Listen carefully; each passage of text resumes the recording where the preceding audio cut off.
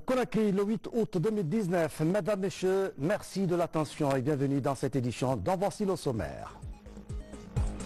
Marc-Christian Kaboré est à Conakry. Le président du Burkina Faso a été accueilli à l'aéroport par le chef de l'État guinéen, professeur Alpha Condé. Cette visite s'inscrit dans le cadre du renforcement de la coopération. Plus de 800 pharmacies identifiées en Guinée, c'est le résultat d'une étude de terrain. La démarche vise à réguler le secteur pharmaceutique et offrir des produits de qualité aux populations. Au sommaire encore, la Guinée, à quelques jours de la fête de Tabaski, les préparatifs vont bon train. Les marchés et gares routières sont bondés de monde, le temps presse.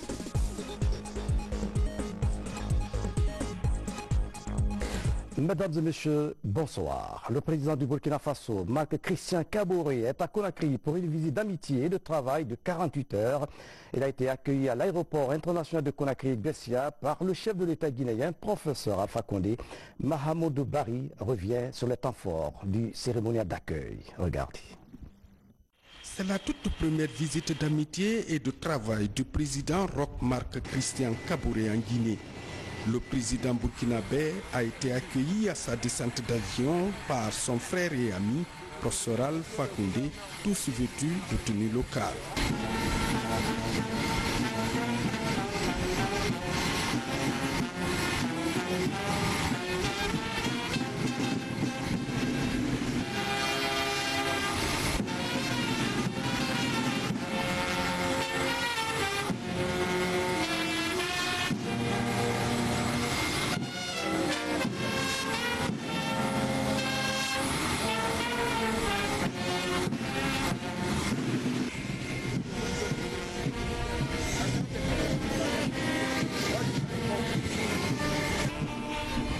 Les présidents Roch Marc-Christian Kaboré et professeur Alpha Condé mettront cette visite à profit pour parler d'intégration sous-régionale, de coopération bilatérale, du terrorisme et d'échanges commerciaux. Mieux, les deux chefs d'État vont évoquer la question d'énergie ainsi que la préoccupation du G5 Sahel, présidé actuellement par le président du Burkina Faso. Le Burkina est un pays sahélien de près de 17 millions d'habitants. Un pays essentiellement agricole qui a besoin de nouvelles perspectives pour améliorer ses revenus et augmenter ses indices de développement. Quatrième pays producteur de l'or de l'Afrique, le Burkina Faso connaît des mutations positives depuis l'arrivée du président Roch Christian Marc Kaboré. Ainsi, la rencontre de Conakry permettra de passer en revue les différentes recommandations de la grande commission mixte de coopération tenue à Ouagadougou il y a 2 ans. C'est pourquoi au salon d'honneur de l'aéroport international Conakry-Bessia, le président burkinabé s'est réjoui de cette première visite en Guinée. C'est la toute première fois que je fais une telle visite en Guinée. Ce qui n'est pas normal puisque le président Alpha Condé est non seulement un ami mais un grand frère et il a assuré des charges importantes au niveau de l'Union africaine.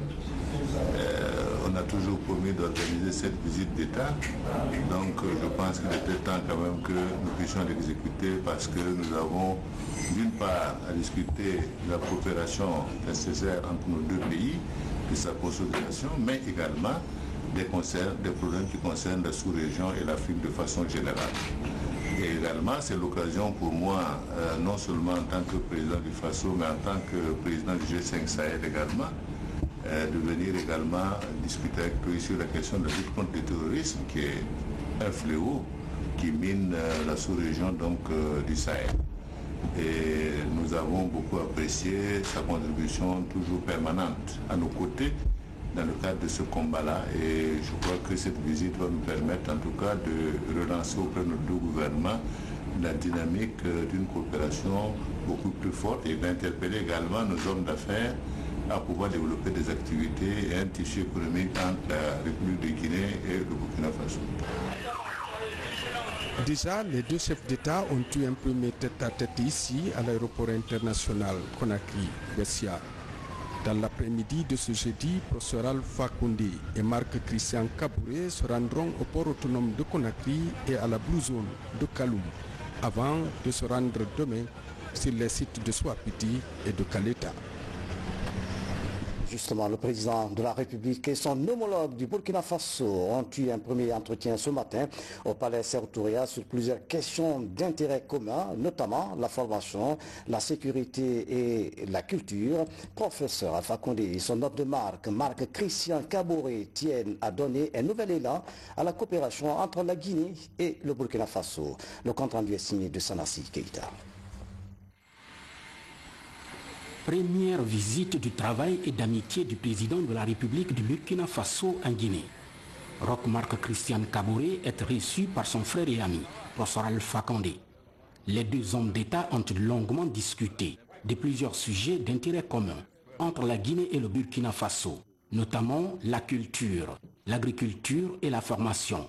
Professeur Alpha Condé et Roch-Marc Christian Kaboré ont manifesté leur détermination de renforcer et de diversifier la coopération entre Conakry et Ouagadougou pour le plus grand bonheur de leur peuple, guinéen et burkinabé. Les présidents professeur Alpha Condé et Roch-Marc Christian Kaboré ont par ailleurs échangé sur des questions d'ordre sous-régional et africain, comme le terrorisme et la sécurité. Le chef de l'État burkinabé a loué les efforts inlassables fournis par le président Alpha Condé dans la lutte contre le terrorisme sur le continent et surtout pour le soutien financier du G5 Sahel. G5 Sahel, un cadre institutionnel de coordination et de suivi de la coopération en matière de développement économique et de lutte contre le terrorisme, regroupant le Mali, le Burkina Faso, le Tchad, le Niger et la Mauritanie.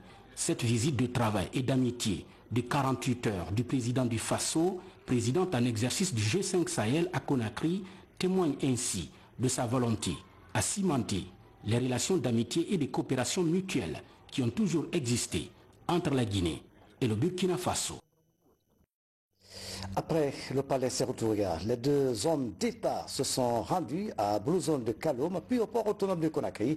Le président du Burkina Faso se dit impressionné par la qualité des infrastructures. Il a souhaité développer un partenariat avec la Guinée afin que les marchandises de son pays transitent au port autonome de Conakry. Ibrahima Keïta. Poursuivant son séjour d'amitié de travail en Guinée, le président du Faso, en compagnie de son frère et ami, professeur Alpha Condé, s'est rendu à la Blue Zone de Kaloum. Dans ce cadre de rencontre d'échange des jeunes, Roch-Marc Christian Kaboré et sa suite ont visité quelques compartiments de la Blue Zone. Ici, tout est mis en œuvre pour un encadrement correct de la jeunesse. Le président de la République, le professeur Alpha Condé et son hôte se sont rendus dans la salle de cinéma Canal Olympia, une salle de près de 300 places ouverte en cette période de grandes vacances tous les jours. Au mini-terrain de football, Roch-Marc Christian Kaboré et professeur Alpha Condé ont échangé avec les enfants de l'Académie olympique de Kaloum.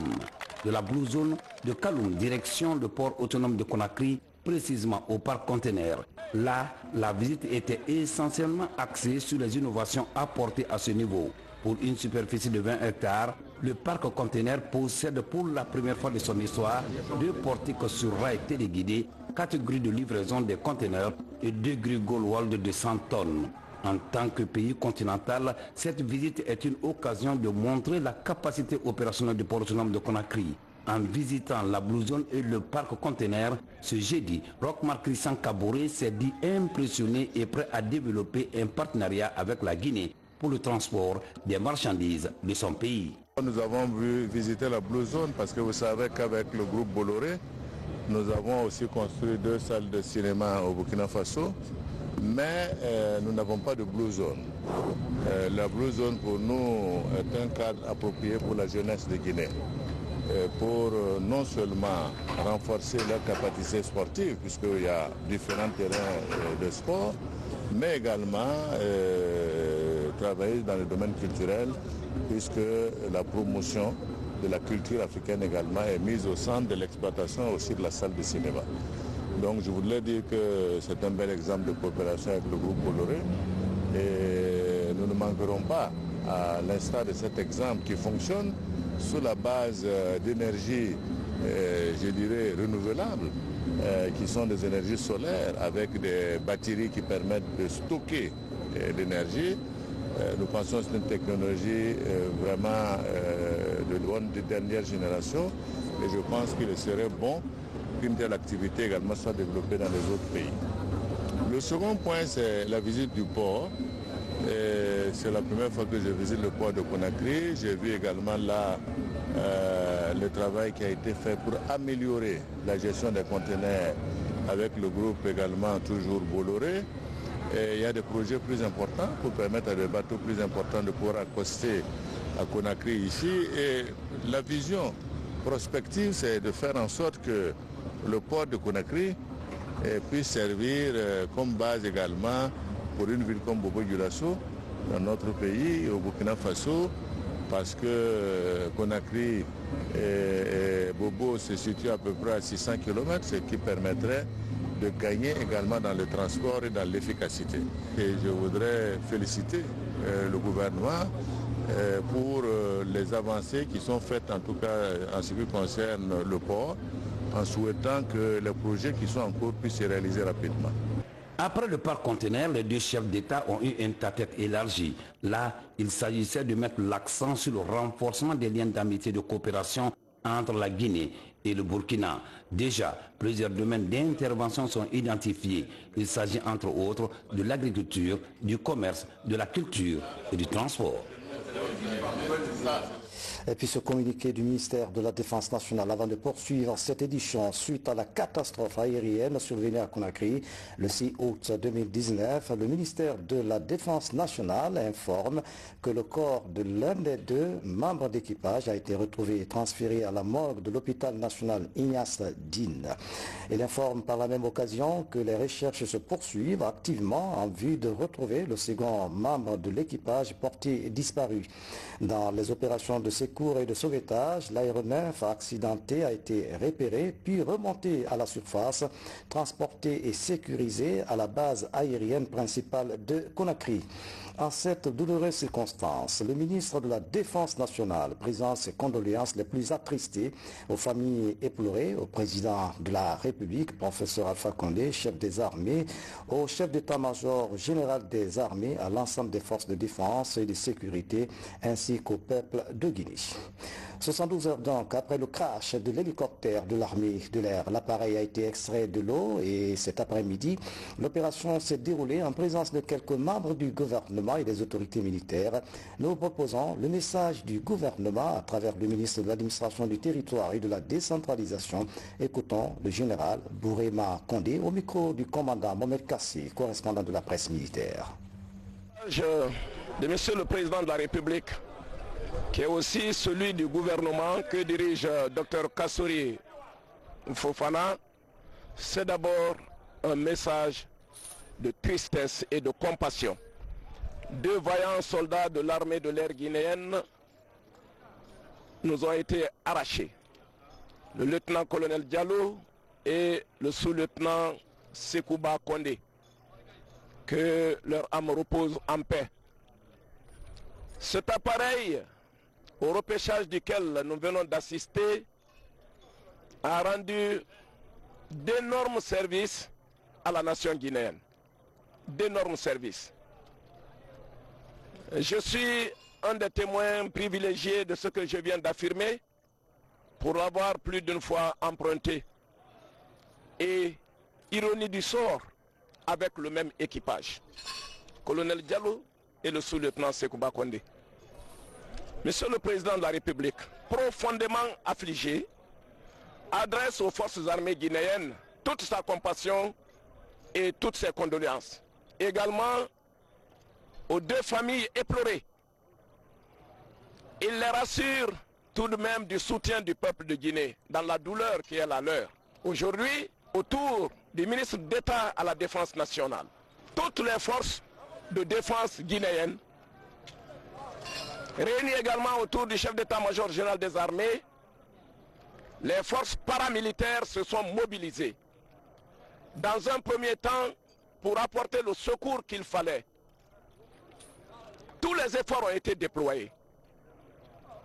Depuis les plongeurs de la Marine nationale aux plongeurs privés, en passant par les jeunes artisans pêcheurs, la mobilisation fut une et unanime. Et à l'heure où nous nous adressons à vous, une des victimes a été repêchée.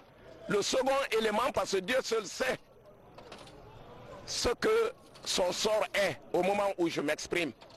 Donc le second élément, comme je l'ai dit, des recherches actives sont entreprises et elles continuent.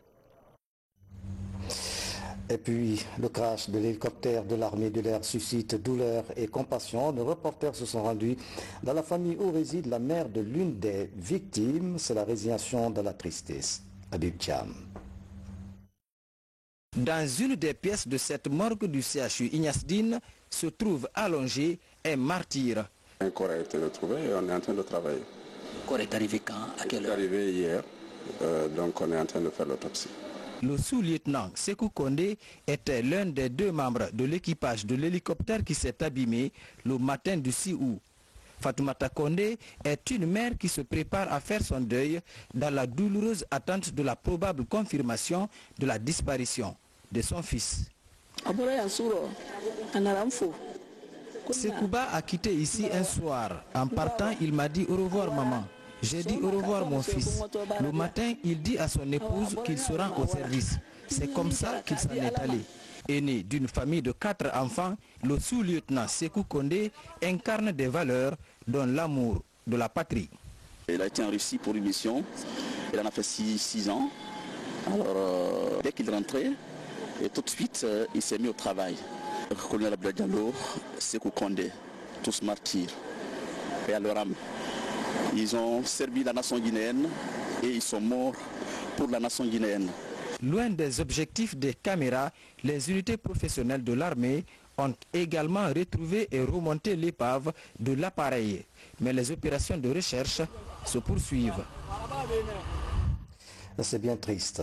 Cannes 2019, le gouvernement, vous le savez, a débloqué d'importants moyens pour soutenir le Sili national. Mais notre 11 national n'a pas répondu aux attentes. Suite à cette élimination prématurée, un comité d'audit a été mis en place par le gouvernement guinéen. Ce jeudi, le comité a rendu public les résultats de l'audit provisoire devant les médias. Ousmane Bangoura pour le détail. Cet exercice n'est qu'une communication du rapport d'audit d'étape de la participation du Sili à la Coupe d'Afrique des Nations de football Égypte 2019. La question de transparence au cœur de l'action gouvernementale, d'où ce premier rapport d'étape avant la publication du rapport final. Ici, le premier responsable de la commission d'audit dévoile les premiers résultats aux médias du service public et privé du pays.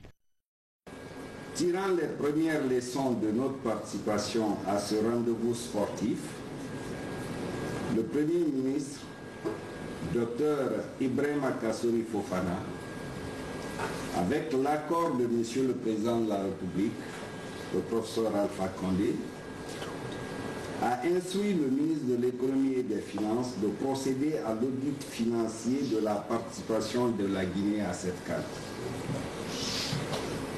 Les diligences de la mission ont consisté à examiner, premièrement, les dépenses sur le regroupement des joueurs et encadreurs depuis leurs différents clubs jusqu'à Conakry et de Conakry à Marrakech au Maroc. Deuxièmement, le transport des joueurs, encadreurs, officiels et supporters de Conakry au lieu des compétitions. Troisièmement, l'hébergement et la restauration des officiels et supporters à Alexandrie et au Caire. Quatrièmement, la couverture médiatique et les droits de diffusion. Cette communication vise à partager avec l'opinion publique le rapport d'étape en respect du principe de reddition des comptes qui régit désormais la gestion des ressources de la République conformément à la volonté du chef de l'État, professeur Alpha Condé. À date, l'évolution de la mission d'audit se présente comme suit. Un rapport d'étape a été remis à Monsieur le Premier ministre le vendredi 2 août 2019. Un reversement sur les montants annoncés de 14 milliards 954 707 359 francs guinéens a été fait au profit du Trésor public par le ministère des Sports. Ce qui représente 1 567 350 $ des États-Unis.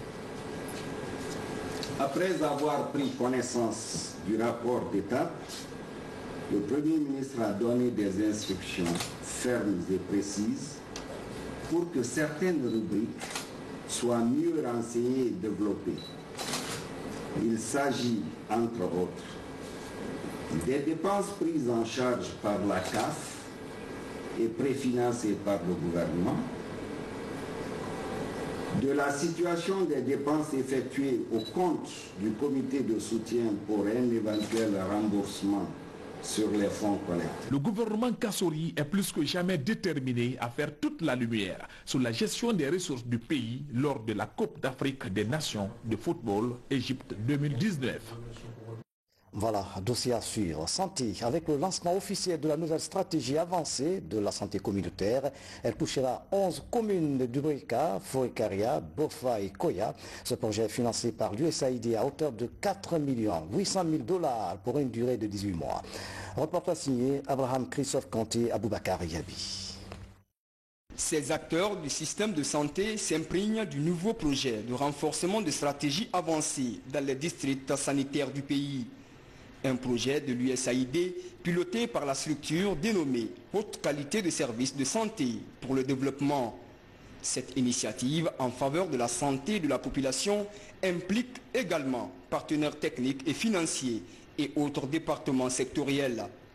Principal défi, rétablir la confiance de la communauté dans le système de santé guinéen. Nous supportons à travers ce projet l'accès aux soins dans 11 communes dont vous avez fait référence et ça va aider le gouvernement à faire accès aux services à travers les agents de santé communautaire et aussi les relais communautaires. Il s'agira donc de développer au niveau de chaque village un paquet intégré d'activités préventives, curatives, promotionnelles et de réadaptation à travers des agents de santé communautaire qui vont être recrutés et rémunérés, mais aussi des relais communautaires qui seront postés au niveau de chaque village. Ce nouveau projet de stratégie s'inscrit dans la vision du gouvernement quant à l'amélioration de la politique de la santé communautaire, un des facteurs considérés comme un levier pour aller vers la couverture sanitaire universelle. Pour qu'on soit sûr que ce qui est fait va être fait pour les communautés, les personnes qu'on a invitées sont les gestionnaires des communautés, les maires, les préfets, les chefs de centre de santé, les secrétaires généraux des communes, pour qu'ils s'approprient dès le départ le processus. Responsables administratifs et communaux sont édifiés sur le bien fondé de ce projet aux recommandations utiles pour la qualification du système guinéen. Un bréviaire dans la mise en œuvre de la stratégie de la santé communale dans les 11 communes des districts sanitaires de Koya, Bofa, Forekaria et Dubrika. Je vous le disais en titre, comment réguler le secteur pharmaceutique en Guinée, offrir à la population des médicaments de qualité? La question préoccupe les professionnels et une étude vient d'être réalisée dans ce sens. Elle a permis de déterminer le nombre d'établissements installés dans notre pays. Plus de 800 pharmacies identifiées. Ousmane Ba. Ce document est le résultat de la cartographie des établissements pharmaceutiques privés de Guinée. L'étude révèle au total 811 établissements comportant 518 officines, 53 grossistes, 24 agences de promotion, une industrie pharmaceutique et 215 points de vente. Ces résultats permettront désormais aux autorités de réguler le secteur. Avoir des chiffres exacts sur la cartographie, sur la présence des établissements pharmaceutiques, des officines sur l'ensemble du territoire, permet aujourd'hui à la régulation qui est faite par la Direction nationale de la pharmacie d'exercer pleinement ses attributions quant à la délivrance des agréments, quant à la délivrance des arrêtés d'exploitation, mais aussi sur la qualité des médicaments qui vont circuler sur le territoire national pour protéger nos populations. Cette cartographie qui touche tout le pays détermine la proportion des établissements pharmaceutiques dont le site et le fonctionnement sont conformes à la norme. Beaucoup ont dû remarquer qu'il y a des installations anarchiques des officines qui sont installées de part et d'autre, en face quelquefois, et sans respecter la démographie de la population et les distances qui séparent les pharmacies. C'est ce que nous voulons réguler, c'est-à-dire mettre de l'ordre dans ça pour que la population bénéficie le plus possible des avantages liés à ces officines et que les officines ne soient pas seulement au niveau des grands axes, mais plutôt dans les quartiers et partout où besoin doit être pour limiter le déplacement des populations. Sur les 811 établissements pharmaceutiques enrôlés, seuls 441, soit 54%, sont détenus par des pharmaciens inscrits à l'ordre. Les titulaires des 370 autres établissements ne sont pas des pharmaciens. Direction de la baie, où les agences des Nations Unies viennent de faire leur revue trimestrielle. Il s'agit d'évaluer les acquis et réaménager les objectifs conformément aux demandes exprimées par les collectivités. Sarfdini Diallo, Al-Gassimba. Pour atteindre les objectifs du développement durable à l'horizon 2030, de nombreux projets sont en cours dans les domaines de la santé, de l'éducation, de l'agriculture et de l'environnement, entre autres. L'un des plus gros partenaires au développement du gouvernement demeure le système des Nations Unies. Dans leur participation au succès du PN2ES, les différentes agences évoluant dans la région de l'Abbé tiennent leur revue pour évaluer le niveau d'exécution des travaux sur le terrain. Partout où je suis passé, dans cette région, j'ai touché du doigt leurs traces. Venir donc évaluer ce qui a été fait sur la base de ce qu'ils ont donné, je pense que c'est quelque chose de naturel, quelque chose à appuyer. Avec les autorités locales, il s'agit de mesurer les impacts des différents projets au sein des communautés. Ces journées d'échange permettent aussi de réorienter d'autres programmes selon les besoins et priorités. Qu'on mette beaucoup plus d'accent aussi sur le désenclavement des pistes, surtout dans les communes de convergence. Quand tu vas à Balaki, tu vas à Félokondoa, difficilement tu accèdes à ces localités. Et ça aussi, en saison pluvieuse. Aujourd'hui, on a des activités que nous devons mener, mais avec l'intensité des pluies, ça va être vraiment difficile pour nous. La réponse qu'on leur a apportée pendant cette période, mais le plus important de cette revue, c'est de prendre les recommandations et les leçons apprises.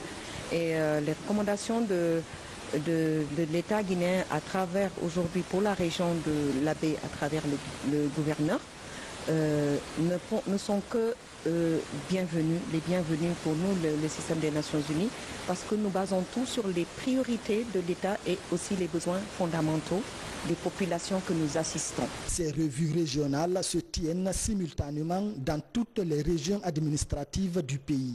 Ces enseignements permettront d'apporter des résultats ciblés aux problèmes de développement.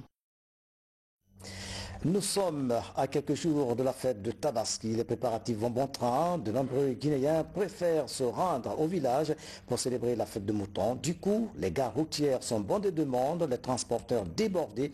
Le temps presse. Notre reporter Alpha Isiagaba s'est rendu dans certaines gares routières de la capitale. Images et commentaires. Ambiance de Tabaski dans les gares routières de Conakry, de Matam à Matoto en passant par Ratouma, c'est la bousculade pour arracher un ticket de voyage. Alpha Ibrahim Baldé Baba Diarabi compte fêter cette année dans la cité de Karamoko Alpha Molabé. Ils étaient dans l'attente bien avant l'aube. Leur patience a fini par payer. Je vais à la baie pour la fête avec les parents, se revoir avec les amis. Et tous les parents en fait, en un mot. Ouais. Et des anciennes relations. Parce que c'est à l'occasion de la fête. C'est une occasion pour moi d'aller saluer les parents puisque ça fait un peu longtemps et une manière aussi de découvrir mon village comme ça fait presque 10 ans je ne suis pas parti voir mon village. Depuis 3 jours, l'offre de véhicules est nettement en deçà de la demande. Les passagers sont nombreux. La Tabaski est devenue un moment privilégié de grandes rencontres familiales dans la contrée d'origine. Depuis 6 heures, Sadio Sissé et Bailoso sont enthousiastes de retrouver la chaleur sociale du village. Mais ils n'ont pas encore eu de place à bord d'un véhicule de transport. Bon, il y a un petit souci de véhicule ici, c'est pas facile, mais on patiente et on espère qu'il y aura pas mal un taxi où je pourrai aller. Ça fait un peu longtemps, je ne suis pas allé, mais il y a aussi des soeurs qui sont là, la famille. J'aimerais vraiment aller les retrouver, ensemble on va fêter et en temps profiter pour revoir la vie parce que ça fait très longtemps. Je suis là depuis 6h30, mais on fait du va-et-vient, mais jusqu'à présent on ne gagne pas du taxi. On se voit avec les syndicalistes, ils nous disent qu'il n'y a pas de véhicule, donc on se demande à quel sens c'est voué maintenant. Même si les chauffeurs et les responsables syndicaux se frottent les mains, ils sont sous pression. La demande est largement au-dessus de l'offre de service.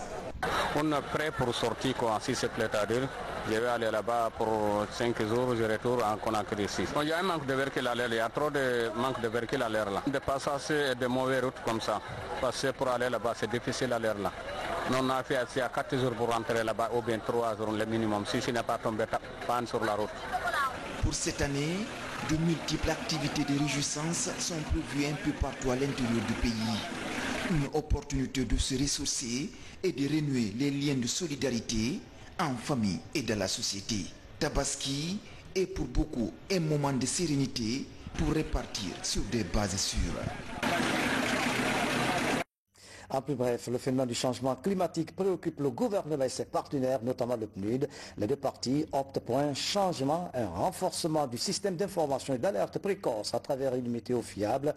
Ça pour faire face au dérèglement du climat. Le reportage de Robert Bangoura et Hilal Silla dans les prochaines éditions d'information. Nous partons au Mali voisin où la Fédération nationale des professionnels de la filière bois était l'invité de la campagne de reboisement dans ce pays pour freiner l'avancée du désert. Le gouvernement malien compte restaurer plus de 30 000 hectares. La participation de la Fédération guinéenne de la filière bois a permis un partage d'expérience entre les deux pays. Mamadou Alpha Baldé revient du Mali. Regardez. Au Mali, la saison pluvieuse atteint difficilement les 4 mois dans les zones dites vertes et 2 mois seulement au nord du pays. Ici, le reboisement est une priorité nationale. Pour cette 25e campagne annuelle de reboisement, la restauration de 34 000 hectares est projetée. Nous ne sommes plus dans le système de reboiser pour le plaisir de le faire et l'abandonner après. Aujourd'hui, nous appelons au reboisement toute parcelle sur laquelle on plante des arbres et qui est sécurisée. Si on doit couper un arbre, il faut reboiser 15. Et ça, c'est une très bonne philosophie. Dans son difficile combat pour un Mali vert, le gouvernement est appuyé par le principal exploitant forestier du pays. Conformément à la législation, la société de gestion forestière reboise plusieurs hectares en commun accord avec les autorités et communautés locales. Chaque espace reboisé est entièrement sécurisé par des grillages par exemple. À ce jour, environ 585 hectares sont reboisés et sécurisés. Et maintenant, il faut organiser ces communautés pour aller les sensibiliser et leur dire d'arrêter de prendre de gauche à droite des petits sous aux gens qui viennent piller leurs ressources. Avant d'exploiter, il faut être sûr que les communautés ont bien compris. Il faut être sûr que les communautés connaissent les techniques de suivi, de surveillance, de lutte anti-feu et également de protection et également les techniques, n'est-ce pas, sylvicoles. Parce que quand on coupe, les sources qui sont là, les pieds qui sont là, il faut les aider vraiment à mieux rejeter. Et quand ils rejettent, il faut faire la sélection des rejets. Donc tout ceci là, on doit apprendre aux communautés avant d'aller vers l'exploitation. Lancé dans le cercle de Kouroukoto, à plus de 300 km de Bamako, l'expérience guinéenne est sollicitée à travers la Fédération nationale des professionnels de la filière bois. Des échanges techniques permettent aux deux pays d'améliorer les techniques de reboisement et d'entretien des plants. Nous, on fait beaucoup de reboisement, mais on ne fait pas de clôture pareillement comme le Mali le fait. Donc ça, c'est une inspiration que nous allons amener chez nous. Et aussi, j'ai personnellement parlé avec M. Diarra et pour nous mettre en contact par rapport aux essences de bois, puisqu'il y a des espèces qui sont en Guinée qui ne sont pas là. Donc si maintenant on est en partenariat, nous pourrons à chaque année de reboisement prendre des essences là-bas et envoyer ça à la fédération malienne pour leur reboisement. Et ils en ont d'autres aussi qui peuvent réussir en Guinée nous allons les envoyer là-bas aussi. Aujourd'hui, une meilleure collaboration entre la Guinée et le Mali dans le domaine forestier est en vue. Les prochaines années, la création de forêts transfrontalières pourrait cimenter davantage ce partenariat qui se veut durable. Rôle et responsabilité des femmes dans le processus d'adoption d'une nouvelle constitution. Le thème était en débat au cours d'une rencontre du réseau des femmes intègres de Guinée. La démarche vise à donner l'opportunité aux femmes de s'exprimer sur ce sujet. Nous y reviendrons. C'est la fin de cette édition. À tous, merci de nous avoir suivis. Excellente soirée où que vous soyez dans le monde. À bientôt.